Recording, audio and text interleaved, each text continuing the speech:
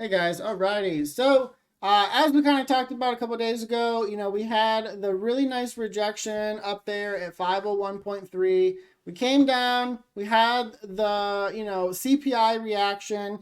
And again, I kind of talked about this on CPI day. I thought that was an overreaction. I really didn't think that data was that bad. And again, I would have expected that reaction from the January CPI, not this CPI.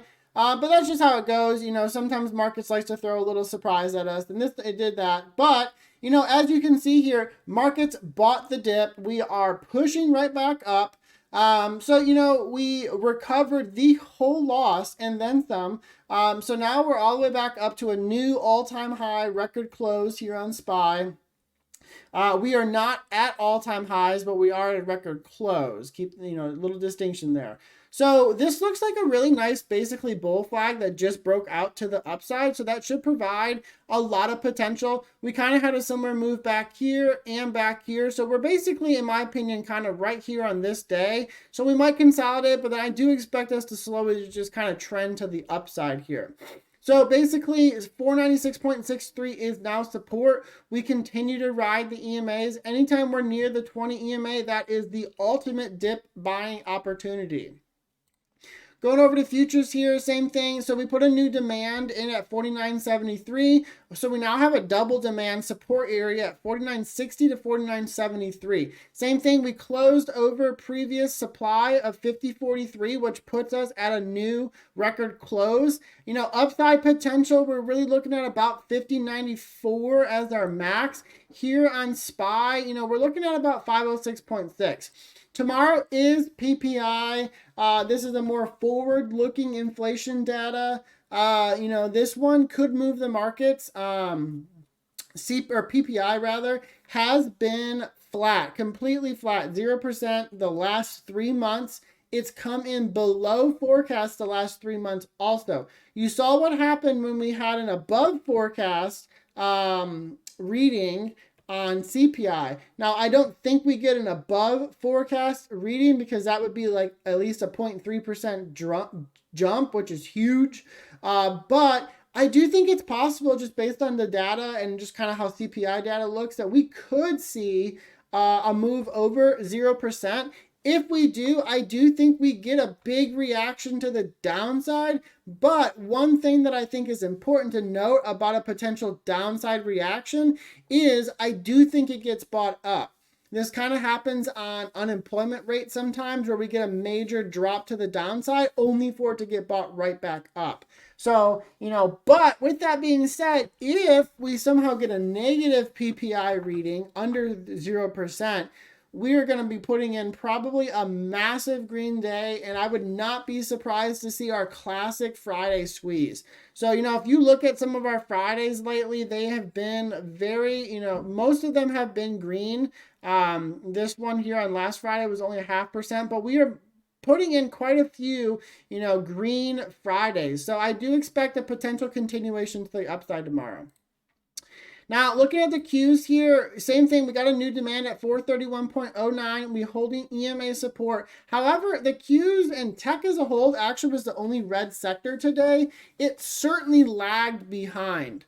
That is interesting to me. I do see this as a breakout here. I still see the same thing as a bull flag breakout, but I do find it interesting that tech lagged so much today. So until Qs break through 436.95, the upside in SPY might be limited. We might actually see some consolidation on ES and SPY while tech pushes up just a little bit.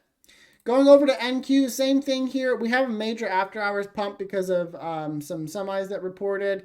But same thing, we got a new demand at 17,698, but 18,039.5, that is our key resistance. So same thing, I still see the bull flag breakout to the upside here, but until we close over 18,040, we are not in a complete breakout pattern here yet. So we could end up, kind of like we saw back here, we could end up putting in some range here, and we could be in for some choppy days.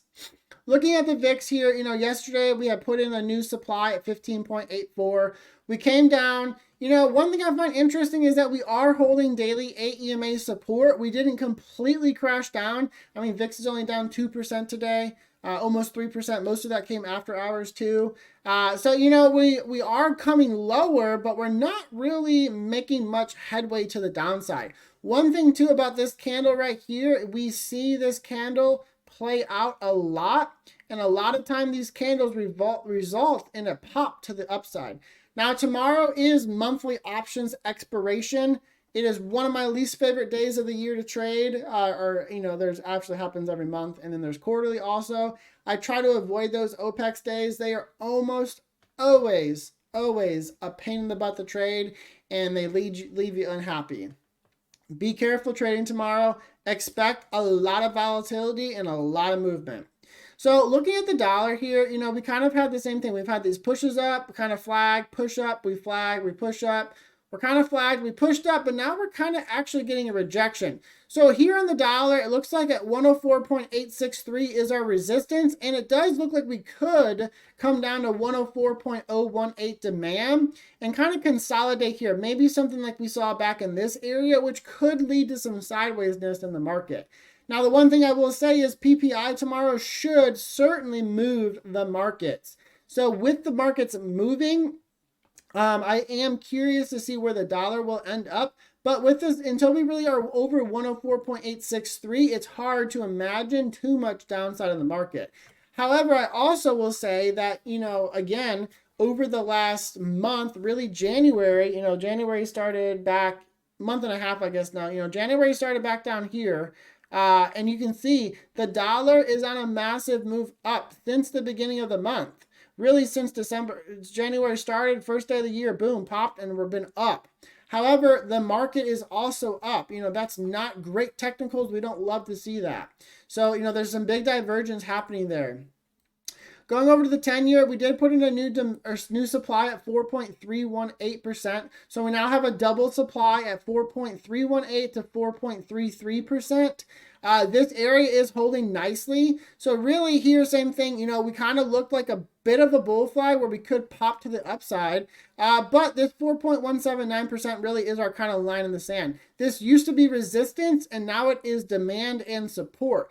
If this holds, I'm looking for a move back up. Same thing, we go back to January right here when we started, and you can see we're in a big uptrend since the year started, but also so is the market. Going over to Bitcoin, I just like to look at it sometimes and talk about it. After putting in 41.5K as a support, we have broke through 50.8K, and there's a very good possibility we are heading to 61.5K sometime in the near future. All right, guys, I hope you guys had a good day trading today. It was a little bit better trading today. You know, definitely, or sorry, yesterday was way better trading. I did really, really good yesterday. Today wasn't bad, just not great, not bad. Tomorrow, my plan, so basically my plan going forward, I passed an eval yesterday, passed one today. Halfway to passing another one. I'm going to trade lightly tomorrow for options expiration. Goal is to obviously pass that second account tomorrow. If I can pass that, then I'll have 3 evals passed. Monday markets are closed. Remember that markets are closed. I think it's President's Day. And then so Tuesday I will start. I'm just going to trade one PA account. Reason being is, you know, this has been kind of a hard market to trade. Now that I'll have at least 2 PAs, if not 3, hopefully. For me, my goal is I'm going to trade 1 PA. 11 days once I start on Tuesday of trading to the next payout window. I will take my payout, and then I'll start trading both accounts. Basically, taking that payout will kind of reimburse me for my tuition, and then I'll start trading both accounts. And that way, if for some reason over the next 11 days it doesn't go well, I have a backup account and I'm not in the same kind of issue that I'm in right now. So I'm going to continue to trade that account, and then once I get to my payout and it kind of pays for it, I'll start the second account, try to get my payouts, and then I'll add the third one in. And then from there, if I get all 3 payouts, I'll start adding some more evals in to try to pass and kind of build those up. But that's kind of my plan right now. Taking it slow, not in a hurry. There's no big rush in this market. I feel much better trading this market lately. It hasn't been as goofy as it has been. But I just gotta, you know, stay humble is the biggest thing, and kind of go from there. So, all right, guys, I hope you guys had a good day today, and I'll see you guys tomorrow.